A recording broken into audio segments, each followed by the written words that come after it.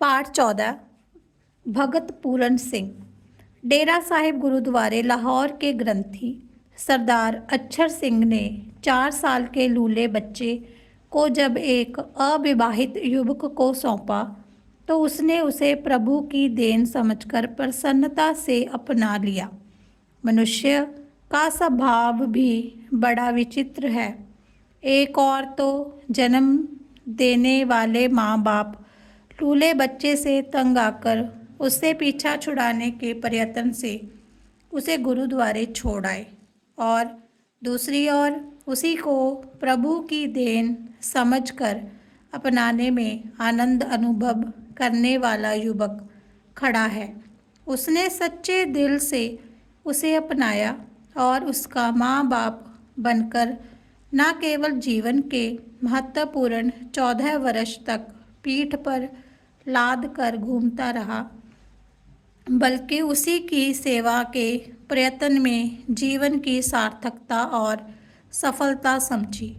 यह और कोई नहीं, अमृतसर में पिंगलवाड़े का संस्थापक व संचालक भगत पूरन सिंह ही था, जिसने भगवान को पाने का भक्ति का सबसे अच्छा साधन ढूंढ निकाला था।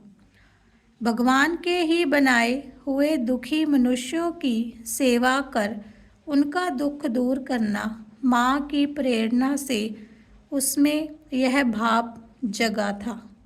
गुरुद्वारे में आने वाले दयावान, उदार, सहृदय और संवेदनशील लोगों में से ग्रंथी अक्षर सिंह जब किसी समर्थ भक्त को ढूंढ रहा था तो विनयी, मधुर, प्रिय और सेवापरायण युवक पूरन सिंह ही मिला। उसका यह चुनाव ठीक ही सिद्ध हुआ। जब पूरन सिंह ने जीवन भर न केवल इस लूले प्यारा सिंह की सेवा की, अपितु न जाने कितने हजारों लोगों को, दुखियारे लोगों की सेवा करने की प्रेरणा भी दी। सेवा के लिए जिस तप, त्याग और साधना की ज़रूरत है, उसे अपनाने पर ही मनुष्य त्याग करना सीखता है, और यह त्याग ही मनुष्य को ऊपर उठाता है, अच्छा मनुष्य बनाता है। यह त्याग धन का हो, कपड़ों का हो, पुस्तकों का हो, भोजन का हो, या इसमें भी बढ़कर कीमती समय का हो। दुखी मनुष्यों के लिए जो उनके कुछ दुख को, अभाव को दूर करता हो, तो त्याग करने वाले मनुष्य को भी शांति और संतोष देता है। त्याग वही होता है जिसमें कोई स्वार्थ ना हो।